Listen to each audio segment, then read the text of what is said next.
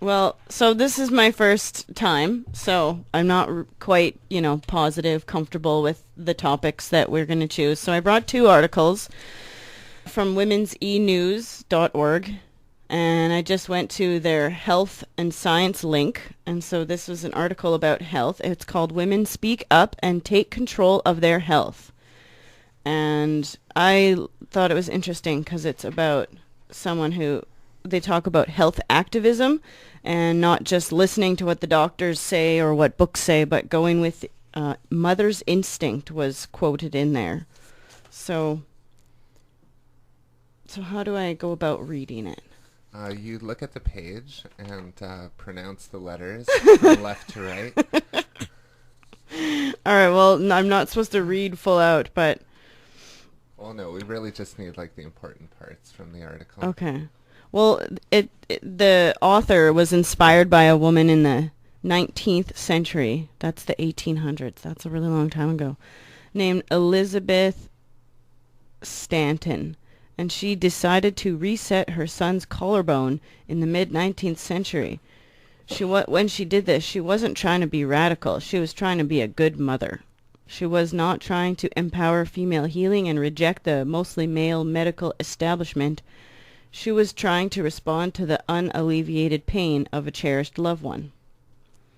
So that just rings home with me, having overcome my own personal health issues my own way. Like, doctors weren't really helping, and I followed my own heart. I'd like to share the story of my neck tumor. Oh, wow.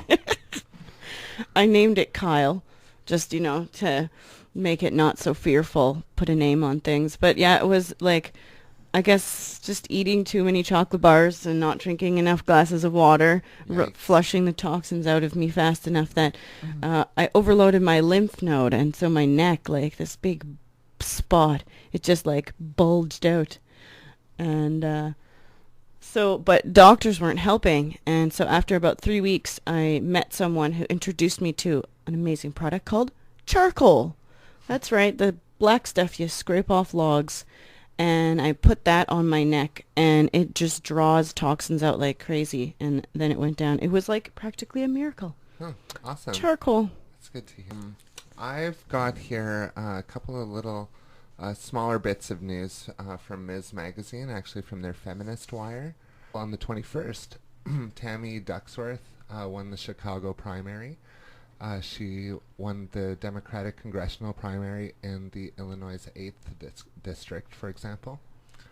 Also on the 20th, the Senate passed an ultrasound bill in the states in regards to, in Idaho, they voted 23-12 to pass Senate Bill 1387, which would require women seeking an abortion to first undergo an ultrasound. As well, in Utah, the governor vetoed an abstinence-only education bill. It was Republican Governor Gary Herbert who vetoed a bill that would have mandated that public schools teach only abstinence in sex education, prohibiting the teaching of comprehensive sex education.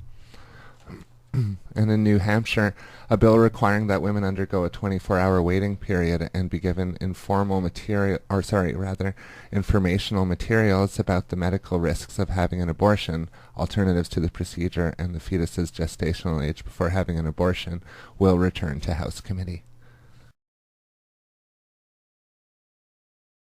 A press conference was held today to recommemorate the 40th anniversary of Congress's passage of the Equal Rights Amendment. I don't know. Doesn't get me that excited. Well, still, the Equal Rights Amendment was pretty good. What was it? Now, I'm not entirely certain because, of course, I wasn't taught American history in school. I was taught Canadian history. Mm-hmm. I'm pretty sure it has to do with women having the equality to vote and things like that in the States. I'm pretty sure. It's funny that we have to write a law to remind us that we're equal, or to explain to people that we're equal starting now. Okay, not since forever. Well, that's what happens in the aftermath of thousands of years of patriarchy. Say It Sista. Oh, this one's interesting. Okay. In Utah, there's a law that requires a 72-hour waiting period now before an abortion. On Tuesday, again, this is Gary Herbert, signed a bill requiring that women undergo a 72-hour waiting period before having an abortion. I wonder what that's for. Like to have to wait 72 hours before getting an abortion. Is that just, I wonder if that's to reduce the amount of pressure there is on hospitals? Like, are they overwhelmed or something, or is it? Are they hoping that the girl will change her mind? Yeah, is she gonna be bombarded with all this, propaganda to try to influence her decision? Interesting. A friend of mine lives out in St. Norbert and was telling me there's a politician out there who was trying to pass a bill that would make consulting with people about abortions, that it would make, if you did that, you would be punished. What? Yeah, so if you were working and a girl came in and you gave her information about having an abortion, you could be in trouble. And this is in Manitoba. Yeah, out in St. Norbert, that riding down there. So, so these stories, sometimes they're from New Hampshire or the States or somewhere far away, but I mean, it is related to what's going on here.